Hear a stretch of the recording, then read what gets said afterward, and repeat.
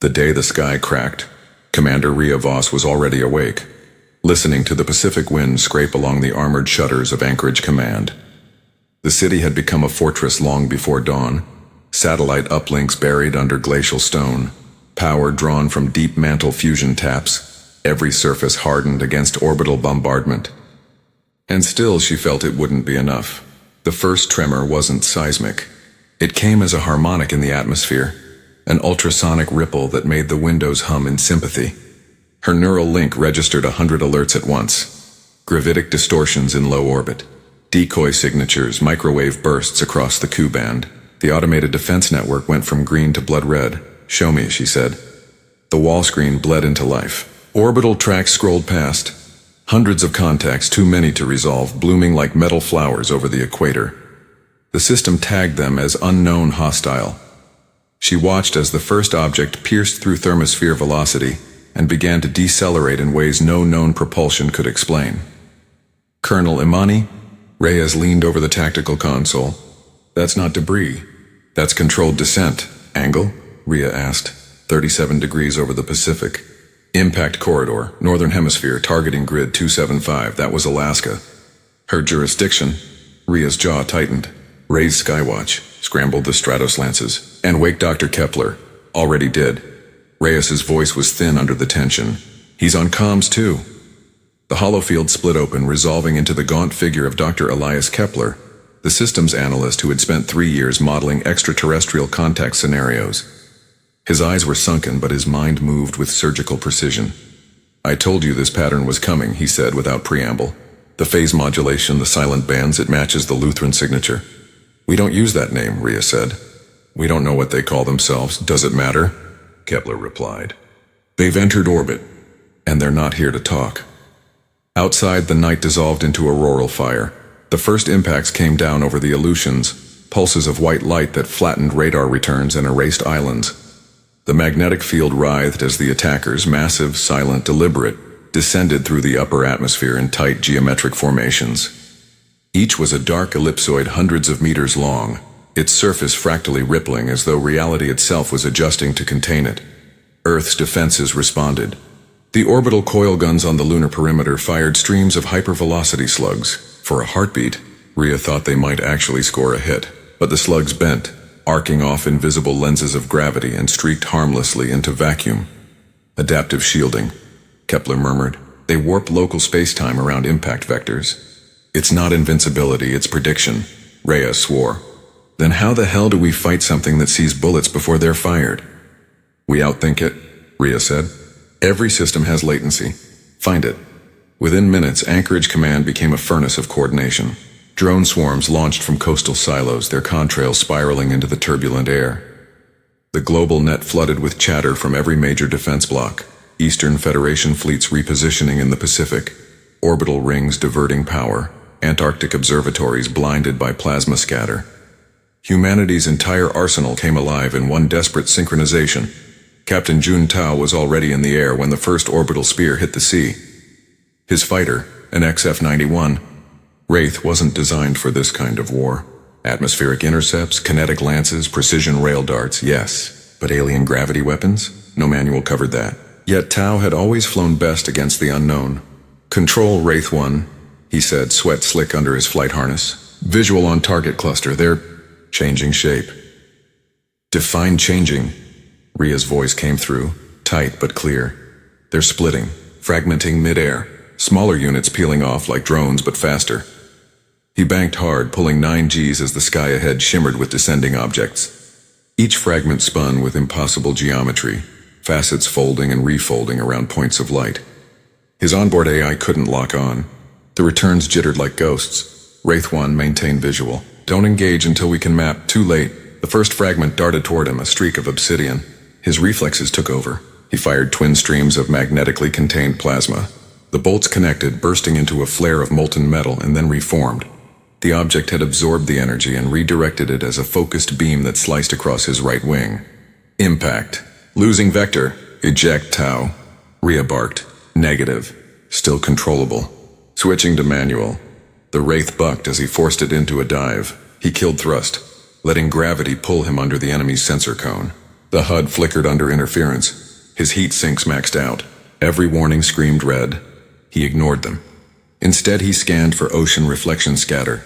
One of Kepler's theories said their targeting relied on gravitic triangulation. The sea could distort that. He skimmed the water at supersonic speed, rolling under a veil of vapor. The alien fragment chased, its path mathematically perfect, until his dive carried both into the chaotic updraft of a storm front. Lightning flared. For a split second, the fragment's field destabilized. Tau fired a dumb kinetic slug, manually aimed. No energy signature, no predictive curve, just raw metal it hit. The fragment shattered into shards that dissolved like smoke. Command Wraith 1 confirms kill, Tau said, voice trembling with adrenaline. It can't predict unguided trajectories if they're masked by turbulence. Ria's mind raced. Noted, transmit full telemetry. We can work with that. The victory was microscopic compared to the scale of the invasion, but it meant something crucial. The enemy could bleed. Hours passed in a blur of engagements. Across continents, human forces fought not for dominance, but for delay. Kepler's analysis streamed into every command center. Statistical models of field coherence, energy lag, subspace feedback. He argued that the invaders' technology wasn't limitless. Every distortion field required calibration to local gravity, and the Earth's uneven magnetosphere might interfere. They could amplify that interference, perhaps through synchronized magnetic detonations. They might carve windows of vulnerability.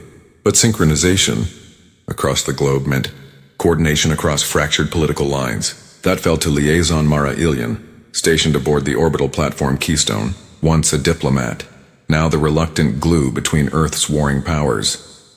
She stood in the communications pit surrounded by a chaos of signals. Each feed carried different codes, languages, command priorities.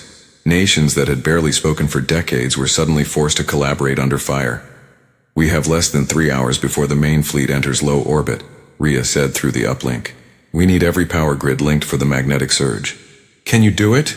Mara's expression was unreadable. You're asking rivals who can't agree on water rights to share full grid access. That's political suicide. It's extinction if you don't. Silence stretched between them. Mara glanced out at the stars beyond the viewport, now fractured by the silhouettes of descending ships.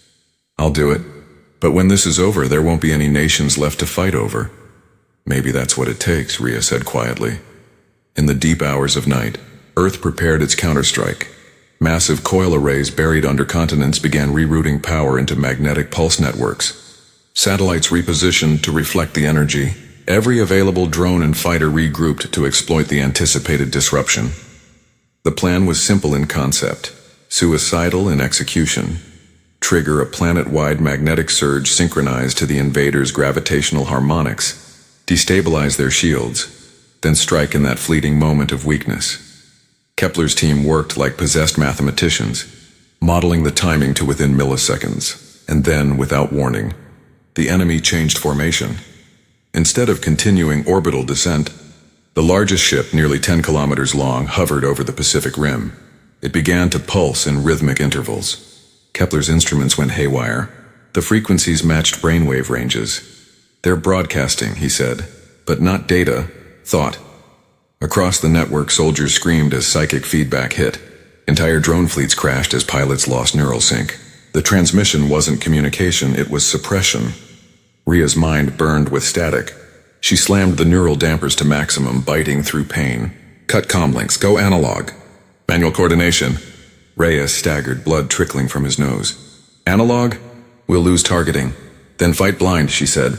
Humans fought blind for millennia. We'll remember how. In the chaos, Tau's squadron regrouped over the Pacific. Without network targeting, they relied on flares and visual cues. The enemy ships loomed like mountains of obsidian glass, their gravity fields distorting the clouds. Manual targeting only, Tau told his wingmates. Remember the turbulence exploit. Ride the storms. They dove into the heart of a typhoon. The storm masked their thermal signatures. Lightning crackled around them as they released payloads of EMP charges, primitive, but effective in magnetically chaotic environments. Each detonation rippled through the sky, bending the aurora into violent color. And for the first time, the great alien vessel flickered. Its hull shimmered, transparency phasing like broken glass. Kepler's instruments confirmed it. The field was faltering. Now, Rhea whispered. All batteries fire. From Alaska to Siberia, railguns thundered. The coil arrays unleashed synchronized electromagnetic waves that coursed through the planet's crust. Space itself seemed to ripple. For 3 heartbeats, the invaders' shields collapsed. Tao saw his chance. Locking on. He armed his last kinetic penetrator, a solid tungsten rod the size of a tree, and lined up the trajectory by instinct. The targeting reticle flashed unreliable, but his gut knew the timing. He pulled the trigger. The rod screamed upward, invisible to sensors, cutting through layers of distortion. It pierced the great ship's underside. For an instant, nothing happened. Then the vessel convulsed, internal light cascading like a dying star. The psychic wave cut out. Silence fell. Rhea stood in the command room, breath shaking. Confirm hit. Kepler stared at the data, incredulous. Confirmed, they're withdrawing. The smaller ships are falling back. Mara's voice came over comms, trembling. We did it? Not yet, Rhea said. They're regrouping. And next time they'll adapt faster than we can. Kepler nodded grimly. But now they know something they didn't before. What's that? That humans don't run. Outside, the night sky was littered with falling debris and wounded stars. The ocean steamed from residual energy. For the first time since the assault began, Earth breathed. And somewhere beyond lunar orbit, deep in the black, the alien fleet pulsed once more, no longer probing, but recalibrating. Their next strike would not test Earth's defenses. It would test its soul. Rhea looked out over the battered horizon. Round 1's over, she said. Now we learn how to hit back. The dawn rose over a burning sea. The aftermath smelled of scorched ozone and salt. For the first time in 2 days, the skies over the Pacific stopped burning. The ocean boiled in slow, steaming plumes, dotted with the wreckage of drones and shattered ships. Anchorage Command's radar grid flickered between red and amber, systems rebooting on half power. Commander Rhea Voss hadn't slept in 40 hours. She stood on the observation gantry above the operations deck, staring at the faint glow of dawn. Beneath her, officers barked into handheld radios, old-fashioned and crackling with static. Neural comms remained offline. The alien broadcast had fried every high-band synchronization node on the planet. It wasn't just technology that had taken the hit. Troops across the world reported hallucinations, seizures, memory blackouts. The wave, as Kepler had called it, had torn through the human psyche like an infection. They were still counting how many pilots had died mid-flight when their brains simply stopped processing real from unreal. Reyes approached, his uniform stained with soot and blood from a collapsed generator conduit. We've confirmed power restoration to 60% of the northern grids. The surge burned out 3/4 of the coil arrays, but the Pacific defense line held. Rhea didn't look away from the sky. And the enemy? They're in geosync orbit now. No movement, no comms. Like they're watching. They're studying us, she said. Adjusting for next time. Rhea swallowed. If there is a next time. There will be. Rhea turned to face him, her eyes red-rimmed but steady. We hit them once. They'll want to know why it worked. Down in the engineering bay, Dr. Elias Kepler was trying to find that answer himself. Rows of alien debris, dark fragments recovered from the ocean, were laid out under vacuum containment. Each shard was irregular, humming faintly at frequencies beyond audible range. He ran a probe along one, recording the gravitational oscillations. The data made no sense. Self-sustaining energy fields nested inside others like quantum origami. Doctor, one of his assistants said, the fragments are dissolving. Kepler frowned. Define dissolving. They're phasing. Molecular cohesion dropping. Structure reverting to... She hesitated. Radiation signatures. Not known particles. Kepler cursed softly. They're cleaning up after themselves. Self-disintegration? No, self-redaction. They're erasing evidence we could study. He tapped the console in frustration. Even dead, they protect their secrets. He slumped against the bench, exhaustion dragging at his bones. He'd dedicated years to predicting contact scenarios, but nothing had prepared him for this. Foes who turned the laws of physics into weapons, whose smallest fragments refused to be understood. And yet, amid the chaos of waveforms and dying matter, something nagged at him. A residual trace the alien field hadn't quite erased. It wasn't random. It was patterned, binary, deliberate, looping like a message. He leaned closer to the monitor. Get me a frequency isolation. And don't filter it. I want raw data, the The pattern repeated in rhythmic pulses. 3 short, 1 long, 2 short. Again and again it was a signal. A remnant. Maybe even a mistake. He sent the data to Rhea's command uplink. Meanwhile in orbit, liaison Mara Ilian floated in zero gravity within Keystone's dimly lit comms hub. The station was half dead. Half its solar panels had been scorched by the last engagement, and its main reactor was running on auxiliary fusion packs. Around her floated debris, sheets of plastic, broken data slates, droplets of coolant frozen midair. The diplomatic channel she'd once used to coordinate with half a dozen governments was now a graveyard of static. She had become the last voice between Earth's fractured command nodes. Her console pinged weakly. Anchorage command to Keystone. Ilian respond. Still here, Commander, she said, stabilizing her drift. Barely. Rhea's face appeared as a low-res hologram flickering through interference. Status of orbital defense? Half the satellites are debris. The rest are blind. But I've got fragments of enemy movement logs before the blackout. She flicked her wrist, sending the data overlay into the transmission. They're not idle. They're repositioning slowly like a siege ring. Rhea's eyes narrowed. They mean to encircle Earth. They could bombard us from orbit indefinitely, Mara said. We'd never break through. Unless what? Mara hesitated. Unless we take the fight off-world first. Rhea raised an eyebrow. You're proposing an offensive? I'm proposing survival, Mara said. Every hour they're adapting. We can't wait until they're ready to burn the atmosphere. The fleet's crippled, our tech compromised, our pilots half dead, Rhea said. You think we can take the fight to them? No, Mara said softly. But I think we can make them bleed again. Enough to buy time. Rhea studied her for a long moment. Then she nodded. Find me a target. Down on the coast, Captain Juntao's squadron was rebuilding. The pilots slept in their cockpits, engines half buried in mud, as engineers patched holes with composite scraps. His Wraith's right wing had been welded back together, using hull plates from 3 destroyed drones. It would never fly straight again, but it would fly. He sat on the fuselage, smoking a strip of nicotine gel, staring at the gray sea. Every muscle ached. Every nerve hummed with residual static from the psychic wave. His co-pilot had died mid-scream during the broadcast, eyes wide open. Tao hadn't looked away. Reyes found him there. They say you're flying again. Flying's the easy part, Tao said without turning. Believing will lands harder. Reyes smiled grimly. Kepler's found something. Debris residue with a signal. He thinks it's a pattern. Maybe even a command fragment. If he's right, we could hijack their synchronization net. Use their comms against them? Exactly. We can't jam them.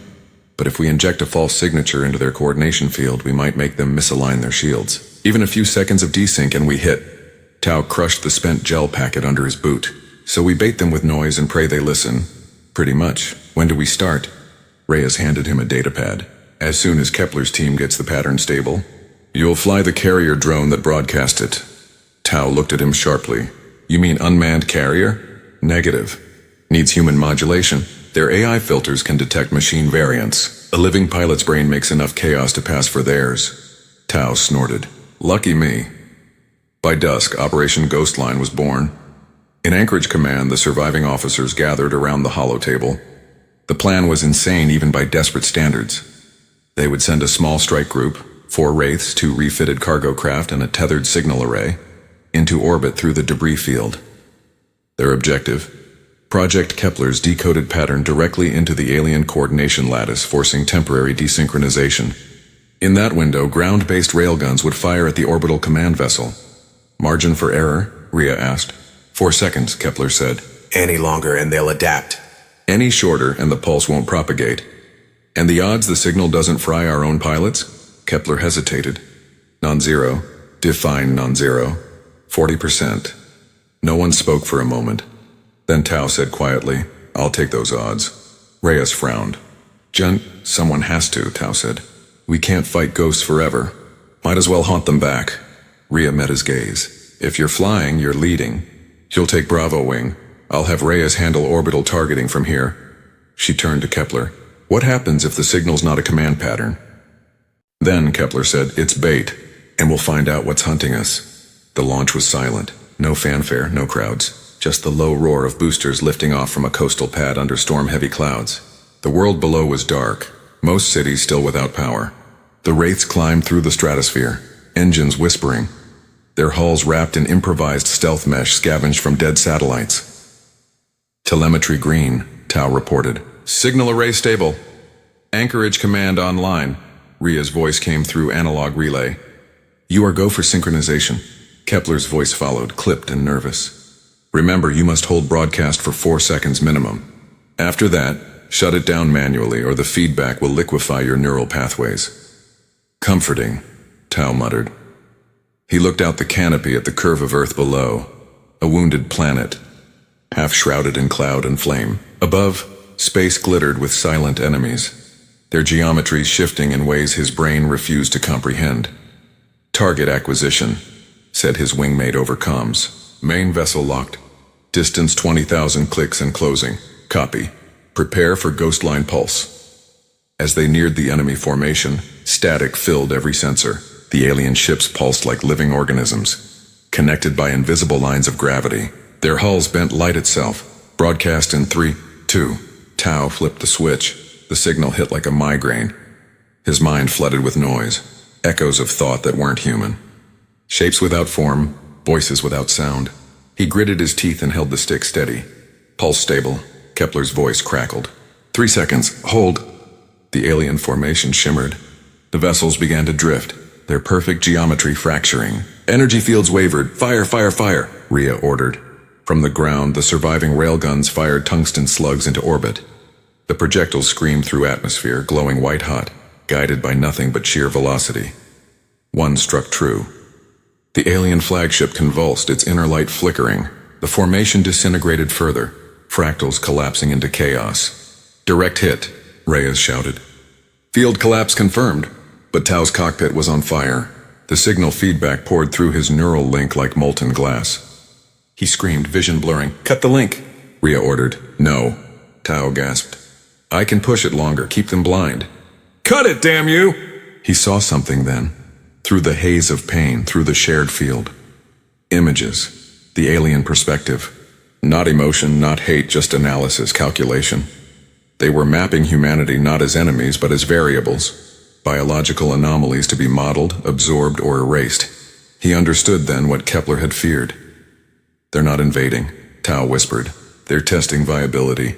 Tau responded. Ria's voice was distant. He grinned through blood. Then let's fail the test. He cut the safety override and poured full reactor output into the broadcast channel. The signal surged, amplifying exponentially. The alien lattice imploded. The flagship cracked open, spilling energy into vacuum like bleeding light. The shockwave hit his fighter, shredding it instantly. On the ground, Ria watched the telemetry vanish. Wraith 1 lost, Reyes said quietly. Kepler stared at the data stream. But he did it. Look, field destabilization propagating across the fleet.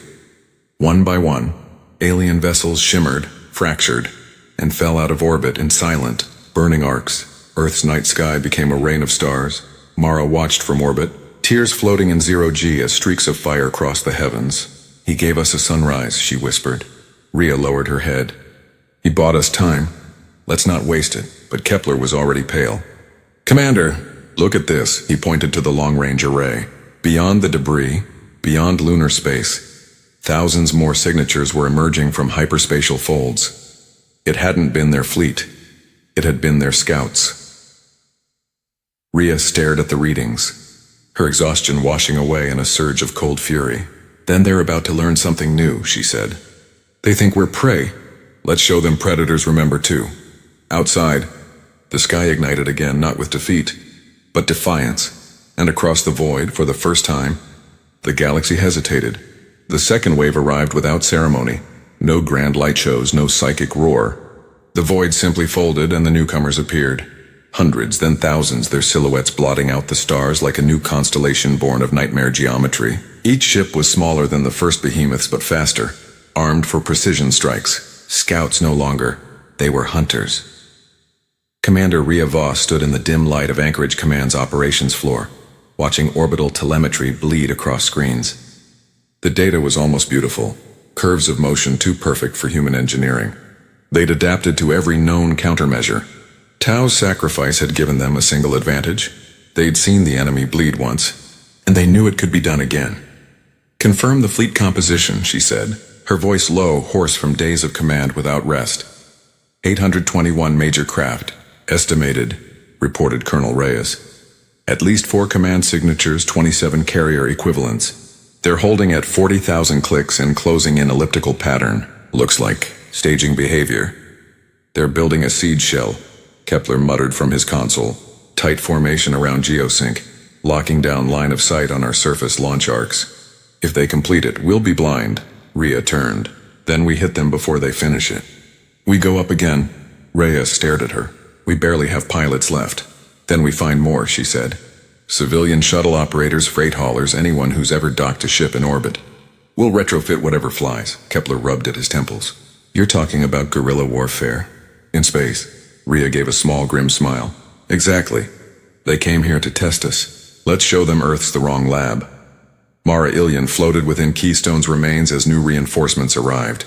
Not alien, but human. Small fleets from the shattered world governments drifted in from low orbit. Scavenged transports, defense frigates, mining rigs hastily armored with ship steel. Unity through desperation. She coordinated from the comm pit, one hand gripping a safety rail, the other typing through a storm of incoming channels. Eastern Federation Task Group Delta. Patch your relay to North Atlantic Network, she barked. No, don't encrypt. We don't have time for signatures. Just link the damn grid. The response came in heavily accented English. Your protocols are outdated, liaison. We won't compromise our systems. Then you'll compromise the planet, she snapped. Pick one. Static, then grudging compliance. Another thread tied into the growing lattice. For the first time in human history, every orbital asset was aligning under a single command schema. Primitive, lagging by seconds, but unified. A voice came through from anchorage, low and steady. Mara status? Patching final relays now, she said.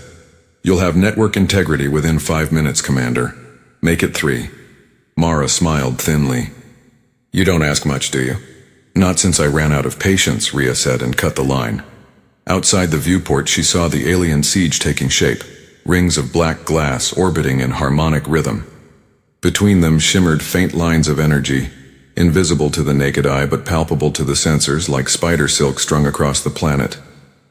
It was elegant, terrifying. She whispered to herself, You build a cage and you think the beast won't chew through it. Dr. Kepler hadn't left the analysis bay in 2 days. Sleep was a rumor. His lab smelled of ozone, lubricant, and stale caffeine. The surviving debris samples continued to disintegrate, but he had managed to trap a single atomically stable core fragment in a magnetic cradle. It pulsed at intervals that were almost rhythmic, heartbeat slow. He spoke into his recorder. Field oscillations remain coherent. Pattern drift is non-random. Possible AI remnant or something simpler. Organic mimicry. He adjusted the containment field, watching the pulse quicken as though aware of him. You're still alive in there, aren't you? The pulse shifted, matching the cadence of his speech. Kepler froze. Okay, he whispered. Let's see what you understand. He fed it a low-band modulation, a human EEG pattern from a calm waking state. The pulse synchronized instantly. His instruments flared with data. Neural feedback spiked. For a fraction of a second, he wasn't in the lab anymore. He was inside something vast, cold, endless. He saw data streams like rivers of light. He felt the alien architecture, the way they processed causality not through time but probability, collapsing infinite futures into singular acts of intent. They weren't soldiers. They were algorithms given purpose. He yanked off the neural band, gasping. They're not biological. They're machines running consciousness as code, optimized over eons. Reyes entered, face drawn. You talking to yourself again, Doc? Kepler straightened, shaking. I'm talking to them, or what's left of them, and I think I know where they come from. Reyes frowned. Enlighten me. They're not invaders from a rival civilization. They're containment agents. Containment? Think about it. Every action they've taken. Controlled escalation, proportional retaliation, adaptive restraint.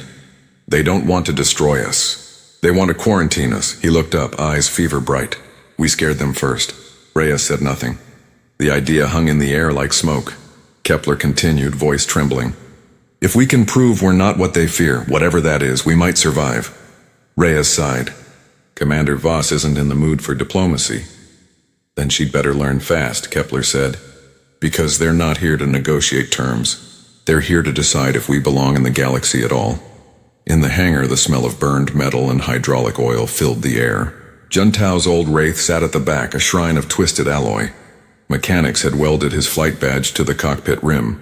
Lieutenant Ayasato stood before it, flight suit unzipped to her waist, watching sparks fall as crews worked on the next generation of interceptors, cobbled together from civilian shuttles, drone cores, and orbital trash. She was Tao's trainee once. Now she was squadron lead. Rhea approached, her steps heavy. "You still grounded?" "Only until they finish bolting wings on my coffin," Aya said without turning. "You volunteered for this mission." Aya looked at her then, eyes fierce. "He gave us 4 seconds of glory, Commander." "I plan to make it 10, Rhea nodded. "You'll get your chance." Kepler's found something. Coordinates in the alien transmission net. A command relay orbiting near Lagrange 2. We hit it, maybe we break their formation. Mission parameters? Small strike. No reinforcements. In and out before they adapt. Your lead, Aya smirked. You always pick the ones who can't say no. That's why we win, Rhea said quietly. Aya saluted, turned, and walked toward her half-finished craft. Then let's show them Tau wasn't a one-off. Operation Spectre launched under blackout. 5 ships, 3 interceptors, 2 stealth transports, pushed beyond Earth's magnetosphere. No digital comms, no network pings. Pure analog navigation, guided by Kepler's pre-computed trajectories. Each pilot carried a physical data key in case of capture. Encryption meant nothing to entities who could read thought. Mara tracked their departure from Keystone, the feed grainy. They're going dark, she told Rhea. Let them, Rhea said. Sometimes silence is the best camouflage. Hours passed. The alien siege line expanded, unaware or uncaring of the tiny human signatures threading through its outer edges. Aya's breath fogged her helmet. The void around her shimmered with the faint afterglow of the enemy's gravitic webs. She flew through it like a shadow inside a storm. Spectre lead to command, she whispered on narrowband analog. Visual on target, it's massive. The relay hung above the dark side of the moon, a structure of impossible geometry, half machine, half light. Beams of data pulsed through it, linking the entire invasion network. Kepler's voice crackled faintly. That's the neural spine. You destroy that, you decapitate their coordination. They'll still fight, but as individuals. Aya smiled. Good. I've always preferred a fair fight. They moved in formation, engines whispering. But the enemy sensed them before they reached range. The relay flared. No weapons, just a ripple of distorted reality. Aya's HUD blinked, then died. Kepler, I'm blind. Gravitic interference. They're folding local space-time around the relay. You'll have to fly manual. She gritted her teeth. Copy. The first defense drones emerged, sleek black shards moving in perfect silence. Aya rolled, fired kinetic slugs. 1 drone shattered, 2 more replaced it instantly. Spectre 2 hit. Ejecting. Keep formation! Aya shouted. They're vectoring off our thrust plumes. Kill power and drift. They glided through the void, dark, dead, invisible. The relay loomed larger, its core glowing like an artificial star. Aya switched to magnetic railguns, targeting visually. She fired 3 rounds. The recoil slammed through her chest. Each slug hit the structure and dissolved, as if falling into water. Kepler, no effect.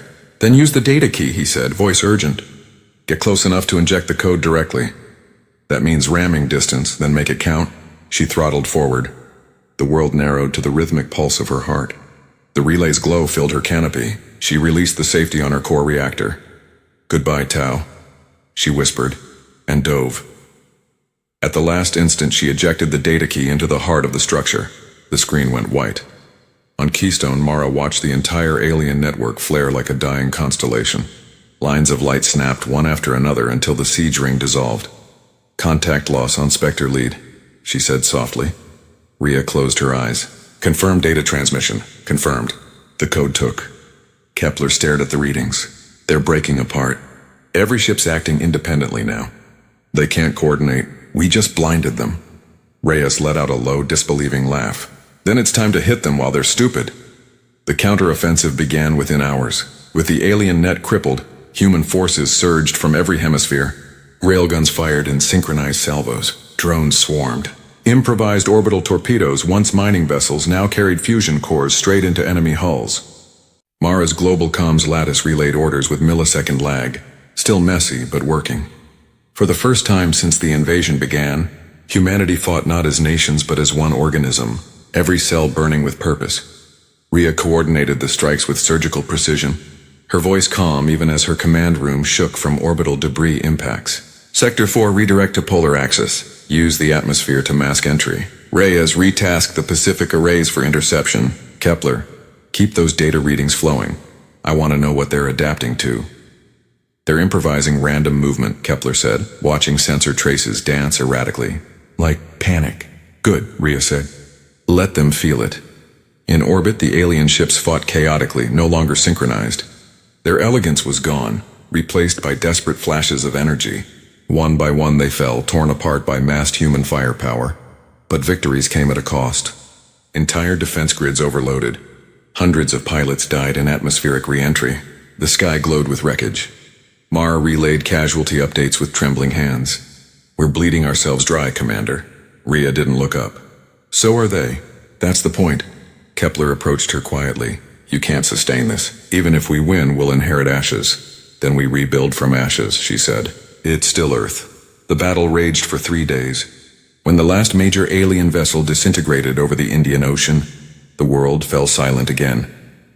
People cheered. Cities lit candles. For a brief moment it felt like triumph. Then Kepler's instruments screamed. He looked up, face ashen. They're transmitting again. Mara's eyes widened. From where? We destroyed their relay. Not from orbit, Kepler said. From outside the solar system. Rhea's blood went cold. How far? 4 light hours out and closing. Whatever's coming makes the first fleet look like a scout drone. Reyes cursed under his breath. So we've pissed off the parent company. Rhea turned toward the shattered window, staring at the stars that no longer looked peaceful. Then it's time we stop playing defense, she said. We've proven we can survive. Now we prove we can hunt. Her words echoed through the command deck like a vow. 3 weeks later, deep in Earth's rebuilt orbital yards, work began on the Vanguard Initiative, a coalition fleet born from wreckage, fused with fragments of captured alien tech, humanity's first interstellar strike force. Mara oversaw the diplomacy that made it possible, negotiating between generals who once swore they'd never share air. Kepler designed hybrid drives from alien cores. Reyes trained new pilots under the shadow of ghosts. And Rhea Voss, scarred and sleepless, prepared to lead them beyond the solar veil. The galaxy had come to teach Earth fear. Now Earth was ready to return the lesson. As the Vanguard's engines ignited for the first time, Rhea looked toward the dark beyond Neptune and whispered, You wanted to see what we are. You're about to find out. The stars seemed to flicker in answer, as if something vast and unseen were waiting. And in that endless silence, humanity's roar began. The black beyond Neptune was colder than silence. No stars visible here, just a thin veil of dust illuminated by the distant sun, pale as a dying candle. The Vanguard fleet drifted through it, engines dark, hulls cloaked in EM silence. Commander Rhea Voss floated in her chair within the flagship Odyssey, eyes locked on the tactical display. Around her, 100 ships, half human, half stitched together alien hybrids, moved as one. Every reactor was throttled to near zero output. Any sudden flare could betray their presence. Beyond them, in the dark, something vast pulsed. The alien reinforcement fleet. Kepler called it a vector swarm, a mobile lattice of hundreds of kilometer-long vessels, each bending gravity into a weaponized geometry.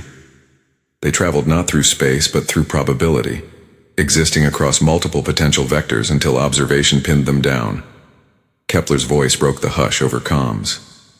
Telemetry shows they've entered deceleration range. Estimated 2 hours until they breach the Kuiper perimeter. Rhea's jaw clenched. Any signs they've detected us? None, Kepler replied. Our EM signature's below stellar noise, but their sensors may not rely on emissions. They may feel the gravity we displace. Then we'll have to stop breathing, Reyes muttered from the gunnery console. The fleet's plan was brutal in its simplicity. Odyssey and her sister ships would deploy magnetic mines seeded with alien reactor cores, designed to create gravitic interference on detonation. While the swarm paused to reconfigure around the anomalies, strike teams would punch through and target command nodes. No grand fleets, no frontal engagement, just surgical chaos human style. Mara Ilian had come aboard Odyssey as liaison and reluctant conscience. She floated to Rhea's station, her face pale but composed. The Council wants confirmation. If this fails, Earth's remaining defense grid will be naked for months. Rhea didn't look up. It won't fail. Mara studied her a moment. Do you believe that? Rhea smiled faintly. I have to. Far aft in the ship's hangar, engineers strapped pilots into exoflight harnesses. The ghost vectors, experimental suits designed for independent combat in vacuum. Ayasato's name was painted across one in black ink. A younger pilot traced it reverently before sealing his own helmet. Reyes watched from the observation deck, his throat tight. You trained them yourself? They trained each other, Rhea said. They've seen too many ghosts not to. He nodded, eyes never leaving the hangar. They know what they're walking into? They know enough. The ghost vectors weren't meant for survival. Each was a micro-reactor strapped to a human body, capable of short-range jumps and kinetic bursts lethal at close quarters. Suicide weapons dressed as soldiers. Rhea turned away. Deploy them on my mark. The alien swarm shimmered into existence on the edge of perception, a cloud of refracted light and bending shadows. To human eyes it was impossible to comprehend, like watching glass think. Kepler monitored gravitational telemetry from the command pit, their formations fractalizing. I'm seeing recursive feedback between the larger units. They're still synchronizing post-fold. This is our window. Rhea's hand hovered over the comms key. All ships, launch mines. The order spread silently through the fleet. Dozens of vessels ejected their payloads, orbital mines drifting into the swarm's path. Each mine contained a salvaged alien core, tuned by Kepler to emit contradictory gravitational fields. Within minutes, the void screamed. Space twisted as the swarm collided with invisible walls of gravity. Their perfect symmetry fractured. Kepler effect. Confirmed. Their vector harmonics are unstable. They'll need to recalibrate before moving again. Rhea's eyes burned with adrenaline. Then we strike before they remember how to think. She keyed the fleet-wide channel. Vanguard, this is Commander Voss. We go in silent, we go in hard. No retreats, no second chances. They wanted to test fear. Let's make them remember it. Engines flared to life. The first wave hit like a knife through glass. Odyssey's rail batteries fired tungsten slugs at near relativistic velocity, each guided by analog optics. The projectiles punched through alien hulls, leaving fractures that shimmered before self-repair, but even self-repair slowed them. Multiple impacts, Rhea shouted. They're adapting field density, but slower than before. Push it, Rhea ordered. Keep them reacting. From the forward hangars, the ghost vectors launched, 90 human pilots in black suits hurtling into the chaos. Each carried plasma lances tuned to disrupt gravitational coherence. They darted among alien vessels like insects, planting detonators on key junctions. Many didn't make it back. The enemy's proximity weapons vaporized them in bursts of light. But every detonation echoed across the swarm, adding confusion to confusion. Mara watched through the viewport, horror mixing with awe. They're dying by the dozens. Rhea didn't answer. Her gaze stayed fixed on the tactical overlay, where human deaths were just points of fading light. Kepler's voice rose over the din. They're shifting formation. They're trying to merge shields into a singular envelope. Can they? Rhea asked. Not if we hit their center before synchronization completes. Then we cut the head off. Reyes, prepare the mass driver. Target, the largest ship. The one broadcasting, Reyes hesitated. That'll leave us drained. No power for shields. Do it. He locked the firing solution. The Odyssey's magnetic coils began to glow, reactor output spiking dangerously. The ship's frame groaned under the strain. Mass driver ready? Reyes said. Fire. The projectile launched with a soundless shockwave. It crossed 50,000 kilometers in seconds, striking the alien flagship dead center. For one blinding instant, the void lit up like dawn. Then everything went wrong. The enemy ship didn't explode, it absorbed the impact. Folding the energy inward, Kepler's voice cracked. They're reflecting the mass energy, redirecting it into subspace. Brace! Rhea shouted. The space around Odyssey tore open. A burst of invisible force slammed into the fleet, scattering ships like leaves in a storm. The flagship spun, hull plating shredding. Systems screamed as gravity itself twisted. Mara slammed against a bulkhead, blood pooling in her helmet. What happened? Feedback loop, Kepler gasped, gripping his console. They turned our weapon into a gravity well. We're caught in its pull. Eject the core, Rhea ordered. Do it now. Reyes hit the release. The reactor detached, drifting away as it overloaded. A bloom of blue-white light consumed it, breaking the pull. The ship stabilized, battered but intact. Half the fleet wasn't so lucky. "Damage report," Rhea said, voice barely audible. 30% losses, Reyes said grimly. "We've got wounded across all decks. Multiple ships gone. We need to retreat." "No retreat," she said. "Not yet." Kepler looked up from his instruments, sweat streaking his face. "They're retreating." "What?" "They're pulling back. The whole swarm. They're not pressing the advantage." Rhea frowned. "Why the hell not?" Kepler's eyes widened as he realized. They've never encountered resistance beyond calculated thresholds. They're re-evaluating. They don't know what we are anymore.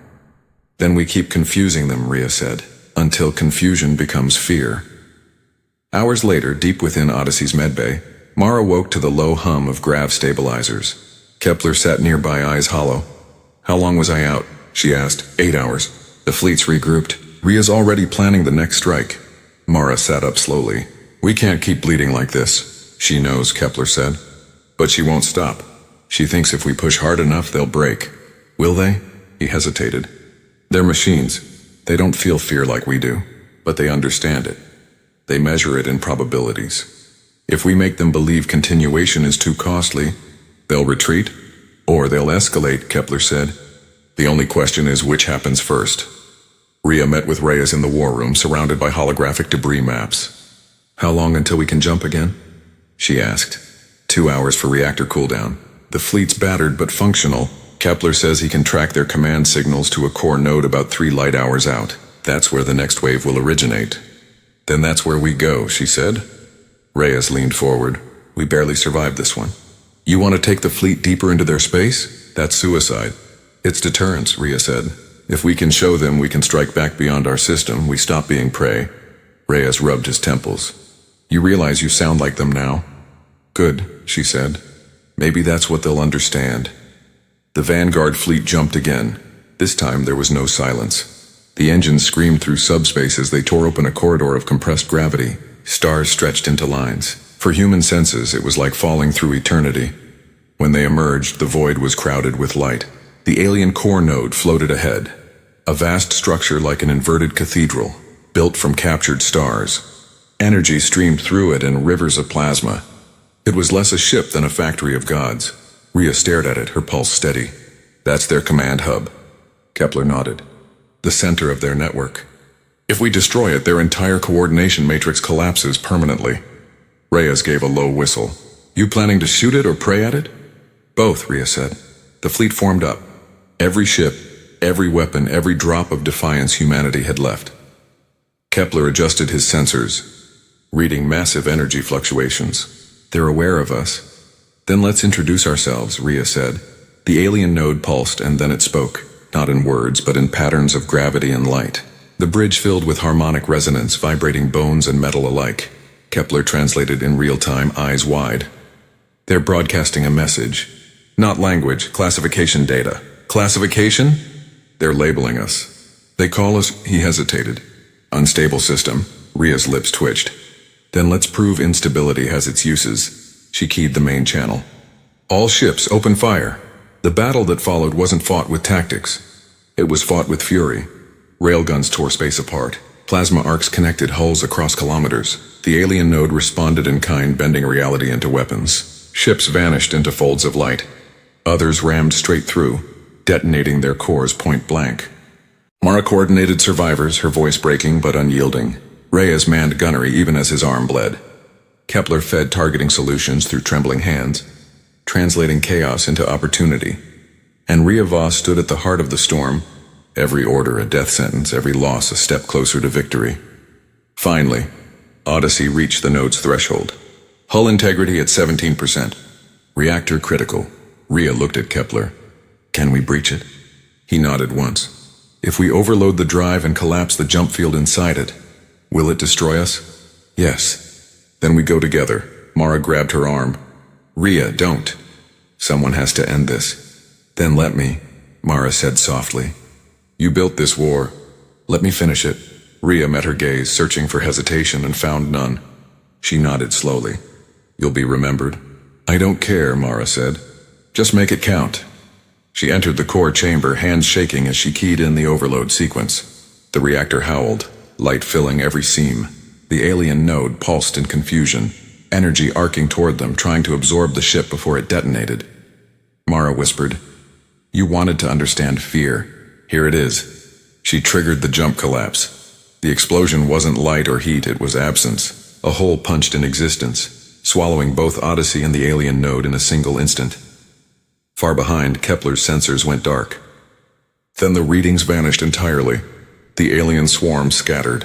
Every ship, every echo of their network blinked out. And in the silence that followed, humanity realized it had done the impossible. It had made the galaxy afraid. In the ruins of the command deck aboard a surviving frigate, Reyes stared at the empty screen. "She did it," Kepler nodded, voice shaking. "They're gone." For now, he didn't add. Rhea's voice came through faint static, faint but unmistakable. "Reyes, Kepler, tell Earth, stand ready." Fear cuts both ways. The transmission ended in silence. And beyond the shattered edge of known space, something vast shifted in the dark, watching. The war wasn't over, but for the first time, the galaxy hesitated before moving against the world called Earth. Because somewhere, written in the wreckage of stars, was a warning: humans don't surrender. The light took 8 minutes to reach Earth. For that span of silence, the planet held its breath. Every station, bunker, and command post from the equator to the poles stared into dead skies, waiting for confirmation that humanity's gamble had not simply erased itself. Then the first readings came back. Subspace ripples collapsing inward, residual gravitational waves fading into nothing. The alien swarm that had shadowed the solar system for months was gone, dispersed like smoke in the wind. The node that had commanded them, annihilated in the jump implosion Mara Ilian had triggered with her final act.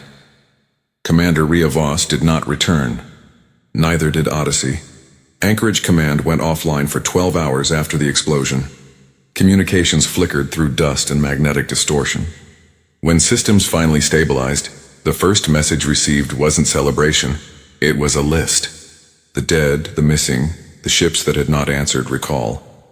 Colonel Reyes read the list in silence, lips moving but making no sound. Dr. Kepler, hollow-eyed and shaking, sat beside him. "Do you think she knew the blast would reach that far?" Reyes exhaled slowly. Rhea always knew the math. She just never cared if it hurt her. She cared about winning, Kepler said softly, and about what came after. Outside, the northern sky glowed faintly green from the auroras of decayed debris re-entering atmosphere. To anyone else, it might have looked like dawn. To Reyes, it looked like a wound healing badly. In the days that followed, Earth woke to a silence heavier than any bombardment. The global net came back online in patches. Cities emerged from blackout, broadcasting chaotic reports. Refugees returning to the surface, orbital debris raining down, power grids staggering under surge loads. Humanity had survived, but only barely. No one knew what to call the event. Some labeled it the fold, others the burn. Officially, the Defense Coalition recorded it as Operation Final Veil. Unofficially, among soldiers and survivors, it had another name: the day the galaxy learned fear. Kepler found himself summoned to Geneva base, where remnants of the World Council had reconvened in subterranean chambers. The air stank of stale filtration. Screens flickered with fractured transmissions from across the globe. An admiral with cold eyes said, "Doctor, we've reviewed your telemetry. Can you confirm that the alien network is gone?" Kepler hesitated. "I can confirm their local presence has ceased." "But gone?" He shook his head. "Space isn't empty. It's listening. We just taught it a new tone. You're suggesting they'll come back. I'm saying they'll adapt. That's what they do. But next time they'll remember we can bite." The Admiral leaned forward. "Then we prepare for next time. You're hereby commissioned as Chief Architect of the Vanguard program." Kepler blinked. "That's Rhea's project. It's yours now," the Admiral said. She left no heir apparent. Kepler looked down at his trembling hands. "You're wrong. She left 7 billion. Far above Earth, among the slowly rebuilding orbital stations, Colonel Reyes oversaw the salvaging of wrecks. The Vanguard fleet had left behind more debris than functioning ships. Every piece of it mattered. Alien hull fragments, hybrid reactor cores, fragments of data burned into half-corrupted storage nodes. Humanity's next generation of technology would rise from those ashes. He floated outside the shattered remains of Keystone Station, tethered by a magnetic line, the Earth's curve bright beneath him. The silence was comforting. The war had made him realize how loud life could be when death was everywhere. "Colonel Reyes," came a soft voice through his helmet. He turned. A shuttle hovered nearby, hull marked with the sigil of the Coalition Science Corps. Dr. Kepler's voice followed. "Thought I'd find you here." "Didn't think I was hiding," Reyes said, maneuvering closer. "Not hiding." "Morning," Kepler said. "I read your report. The ghost pilots, all of them gone. They knew the odds, did you know?" Reyes chuckled bitterly. "I just didn't stop them. They drifted in silence for a while. Below them, the Pacific shimmered." Kepler finally said, "Ria's last transmission, have you heard it?" Reyes frowned. "The static one?" "We tried decoding it. Nothing but noise," Kepler smiled faintly. "It's not noise. It's compressed language. She used quantum burst encoding, the kind we reverse engineered from their communication arrays. I ran the decryption last night." Reyes's breath caught. "What did she say?" Kepler played it through the shared comm channel. Ria's voice emerged, faint but steady, as if spoken through wind. "If you hear this, then we've survived. That means they've seen us. Don't chase vengeance, build vigilance. The day we become what they feared, we'll deserve extinction." The line went silent again. Reyes said nothing. He turned toward the planet below. She always got the last word. In New Kyoto, beneath a dome of repaired glass, the first Unity Congress convened. Delegates from every surviving block gathered, not in suits of national color, but in gray uniforms bearing a single insignia, the human spiral, a symbol of evolution and return. Kepler stood at the dais, exhausted beyond measure. He spoke without notes. "We have entered a universe that watches. We've proven we can resist annihilation, but resistance isn't the same as wisdom. We won't survive the next contact by repeating this war. We survive by understanding why it happened." The hall was silent. The delegates, even the hardened generals, listened. They called us unstable. Maybe they were right. We rise, we fight, we destroy what we fear. That's a pattern older than our species. But maybe instability is what let us win. We don't think in probabilities. We act in desperation. And desperation breeds innovation. That's our edge. He paused, meeting the gaze of 100 faces. We will not rebuild armies. We will build networks. Vigil stations across every planet, every moon, every rock with enough mass to stand on. We'll turn our instability into adaptability. And when the galaxy looks our way again, it won't see fear. It'll see warning. The applause was quiet but real. Outside the dome, beyond the restored skyline, engines roared as the first of the Vanguard resurgence ships lifted toward orbit, crewed not by soldiers, but by explorers, engineers, and sentinels. Humanity had decided it would no longer wait for invasion.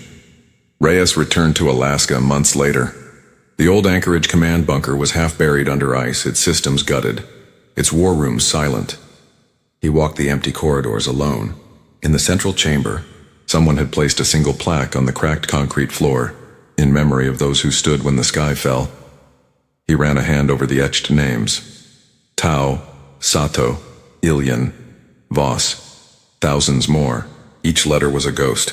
Footsteps echoed behind him. Kepler entered, wrapped in a heavy coat. "Didn't think you'd come back." "I promised her I'd keep the lights on," Reyes said. Kepler smiled sadly. "She'd tell you to stop wasting electricity." They shared a moment of tired laughter, the kind that only survivors manage. Reyes looked up at the ceiling, where a faint breeze whistled through a cracked vent. "Do you think they're still out there, watching?" Kepler's expression turned distant. "I don't know. But if they are, I think they're arguing." "About what?" "About whether we're a mistake or a miracle." Reyes nodded slowly. "Let's make it the second one." 3 years passed. Beyond Jupiter's orbit, humanity built its first true fortress, Aegis Station, a black sphere half a kilometer wide, constructed from alien alloy fused with human engineering. It hummed with quiet power, energy drawn from the planet's magnetic field. Inside, hundreds of crew rotated through long watches, scanning the void for anomalies. Captain Celine Ward, one of the first officers born after the war, stood at the observation window. "Commander, long-range sensors picked something up," her technician said. "Bearing 084, range 5 AUs beyond Neptune. It's faint but geometric. She frowned. Contact? Not sure. Could be debris. Could be them, she finished. She tapped her comm. Transmit to Earth. Code Priority Alpha. Possible recurrence. Deploy recon probes, stealth configuration. Minutes later, 3 black darts shot from Aegis into the void, vanishing faster than thought. In Geneva, Kepler received the transmission. His hair had gone white, his hands unsteady, but his mind burned bright. He stared at the data trace, an object no larger than a shuttle, stationary beyond the system's edge. He smiled faintly. It's a probe, he said. They sent one back. Hostile? Asked the aide beside him. No. Curious. He opened a secure channel to the Aegis command. Do not engage. Observe only. If it speaks, listen. Weeks later, the probe entered the outer system. Its surface was mirror black, reflecting stars with impossible clarity.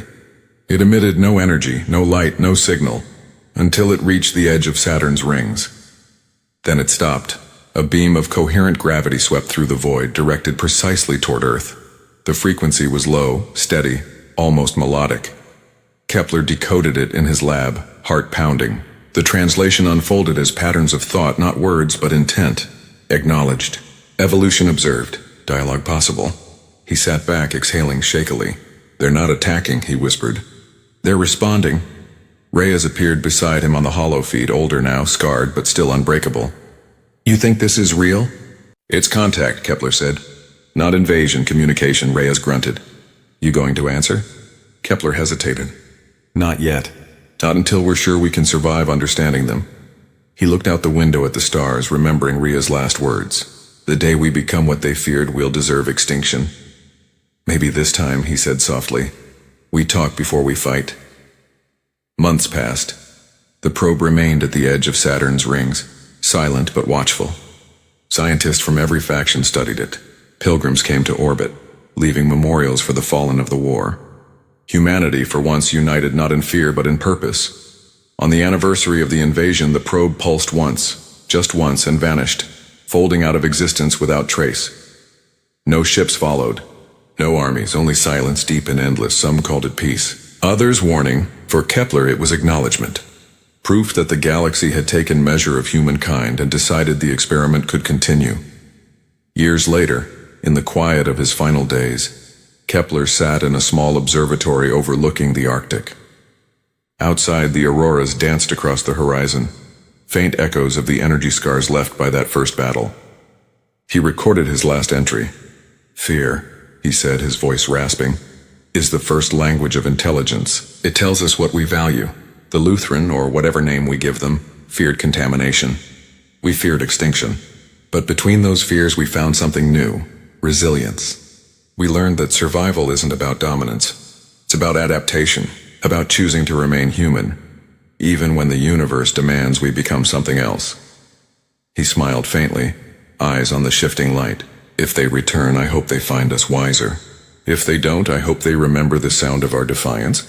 Because for one brief moment when the sky burned, we were infinite. He ended the recording, closed his eyes, and listened to the hum of wind through steel. On the lunar horizon, a new ship rose. A fusion of alien architecture and human design gleaming like liquid starlight. Its name was carved along the hull in a dozen languages. Odyssey II. Inside its bridge, a young commander studied the stars beyond the viewport. The ship's mission logs were encoded with history, with the names of those who had made this journey possible. She paused on one. Commander Rivas, she whispered. Let's see what scared the galaxy so badly. Then she gave the order to ignite engines. The ship lifted from lunar dust, a new sun blazing in its wake, and disappeared into the dark beyond Mars toward the place where the first war began, and perhaps where the next great lesson waited. And across that endless night, as starlight bent around her path, it seemed the universe itself paused, remembering the day it had looked upon a small blue world and found, to its astonishment, that fear could cut both ways.